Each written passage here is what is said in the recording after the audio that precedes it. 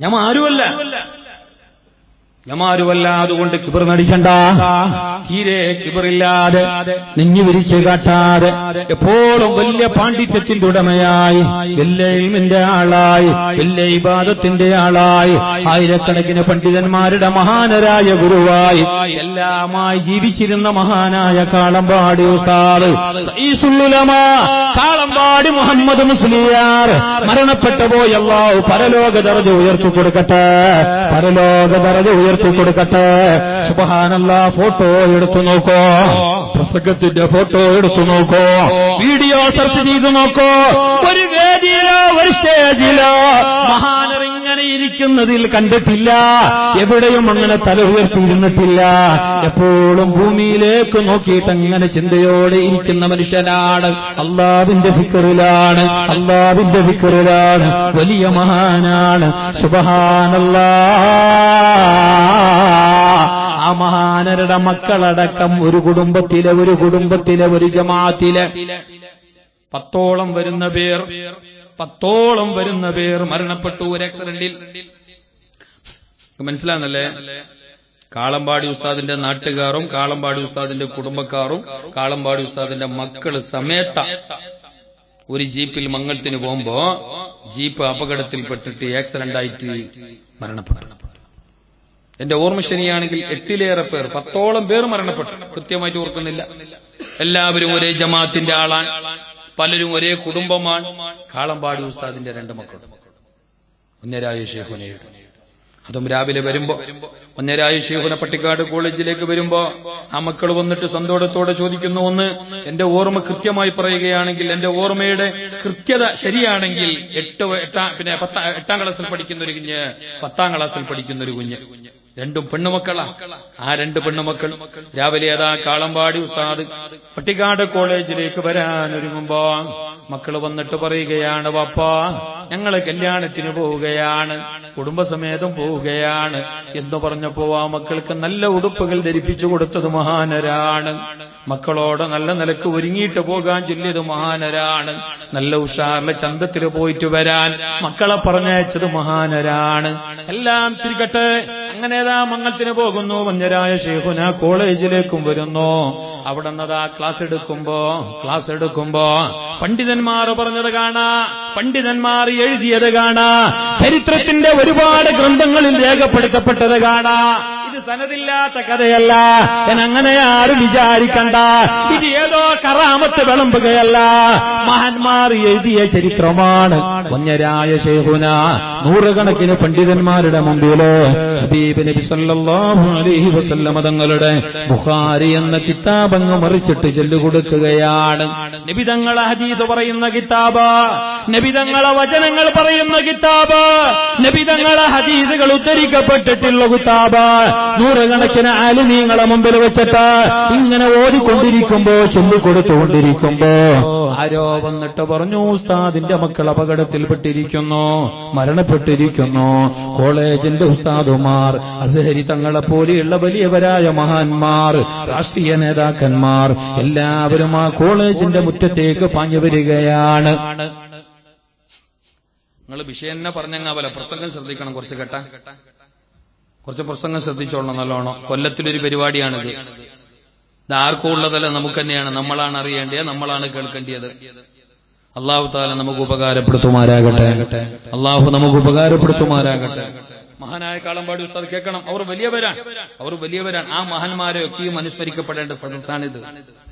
പുണ്യനബി സല്ലല്ലാഹു അലൈഹി വസല്ലം തങ്ങളെ പറയപ്പെടുമ്പോ, പുണ്യനബി തങ്ങളെ മദ്ഹുകൾ പറയപ്പെടുമ്പോ, പുണ്യനബി തങ്ങളെ സ്മരിക്കപ്പെടുമ്പോ, പുണ്യനബി തങ്ങളെ 100% ആദരിച്ച് അംഗീകരിച്ച് ബഹുമാനിച്ച് പിന്തുടർന്ന ഈ മഹാത്മാക്കളെ പറയാതിരിക്കാൻ കഴിയില്ല.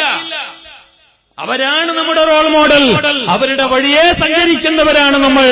അവരോടൊപ്പം അല്ലാഹു ഞങ്ങളെ സ്വർഗ്ഗലോകത്ത് ഒരുമിച്ച് കൂട്ടട്ടെ.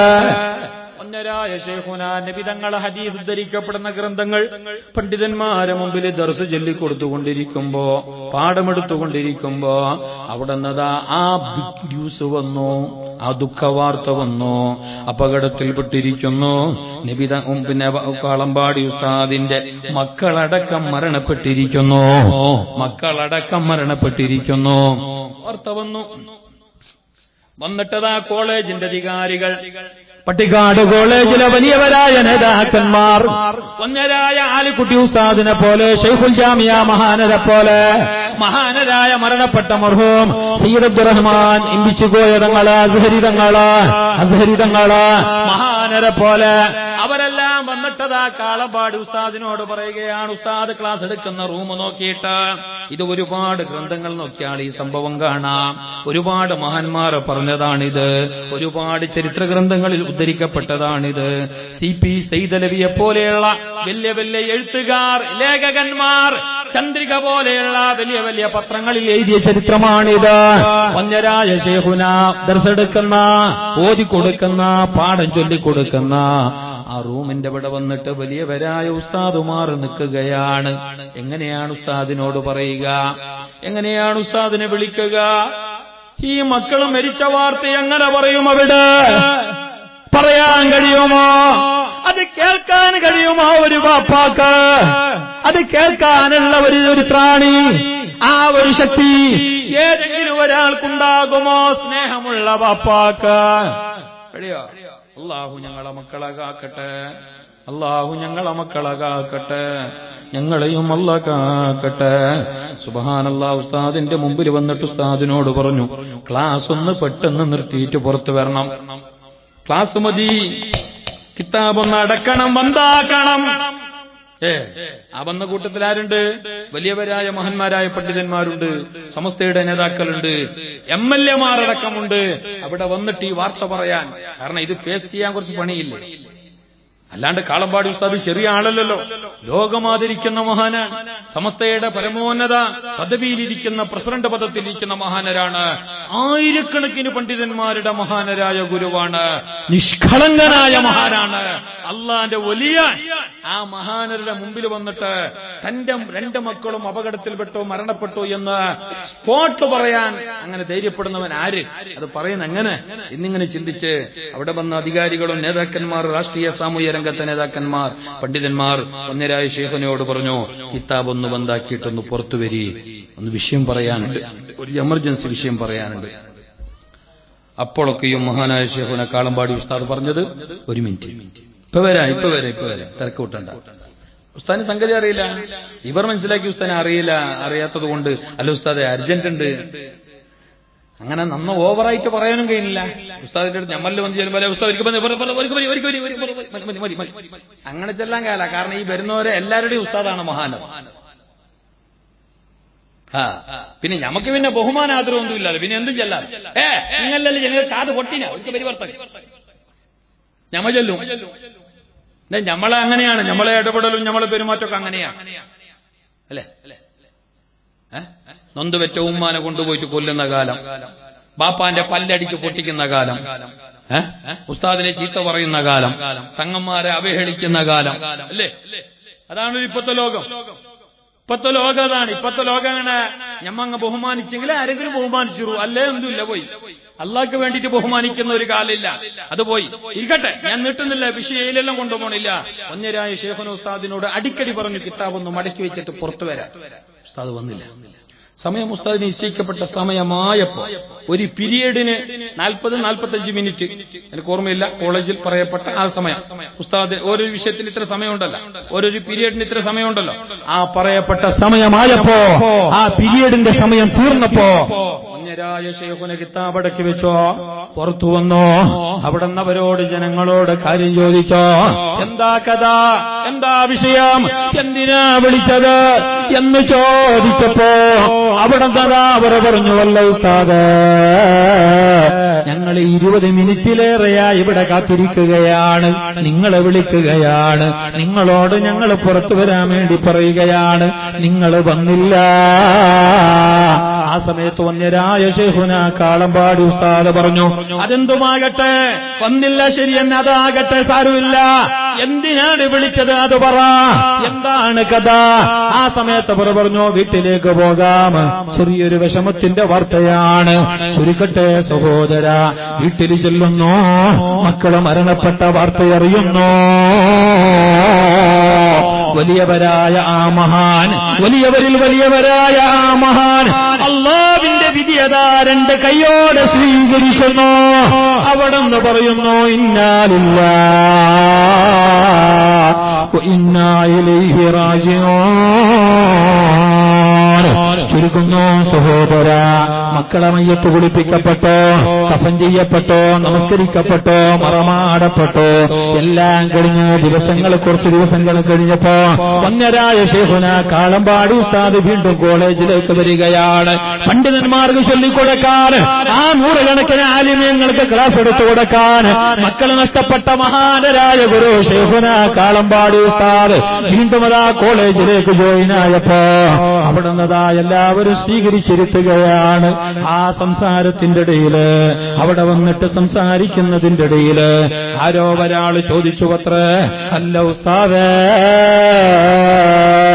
മക്കള് മരിച്ച കാര്യം പറയാൻ വേണ്ടിയിട്ട് ഞങ്ങൾ നിങ്ങളെ പെട്ടെന്ന് വിളിച്ചപ്പോ നിങ്ങൾ സമയമാവാണ്ട് പുറത്തു വന്നില്ലല്ലോ, സമയമാവാതെ കിതാബ് മടക്കി വെച്ചില്ലല്ലോ, എന്താ കാരണമെന്ന് ചോദിച്ചപ്പോ മഹാനായ കാളമ്പാടി ഉസ്താദ് പറഞ്ഞതെന്തറിയോ, മക്കളെ ഞാനവിടെ ചൊല്ലിക്കൊണ്ടിരുന്നത് നബിതങ്ങളെ ഹദീസാണ്. അവിടെ അവിടെയുള്ള ഉസ്താദുമാർക്ക് ഞാൻ പാഠമെടുത്തുകൊണ്ടിരുന്നത് നബിതങ്ങളെ ഹദീസാണ്. നബിതങ്ങളെ ഹദീസ് ഞാനങ്ങനെ പെട്ടെന്ന് കൂട്ടിവെച്ച് മടക്കി വെച്ച് എന്റെ മക്കളെ മരണ വാർത്ത കേൾക്കാൻ വരികയോ, എനിക്കെന്റെ നബിയല്ലേ വലുത്, എനിക്കെന്റെ ഹബീബല്ലേ വലുത്, എനിക്കെന്റെ റസൂലല്ലേ വലുത്, എന്റെ നബിന്റെ ഹദീസ് ഞാൻ എങ്ങനെ പെട്ടെന്ന് മടക്കി വെച്ചിട്ട് പുറത്തു വരാൻ പറ്റുമോ? പറ്റില്ല. മക്കള് പിന്നെ മറ്റുള്ളവർ പിന്നെ ലാ യുഅ്മിനു അഹദുക്കും ഹത്താ അകൂന അഹബ്ബ ഇലൈഹി മിൻ വാലിദിഹി വവലദിഹി വന്നാസി അജ്മഈൻ. ഈ ലോകത്തുള്ള എല്ലാവരെക്കാളേറെ പുരുഷം എനിക്ക് നബി തങ്ങളോട് ഉണ്ടാകാത്ത കാലത്തോളം ഞങ്ങളാരും മുസ്ലിമാവില്ല, മുഅ്മിനാവില്ല.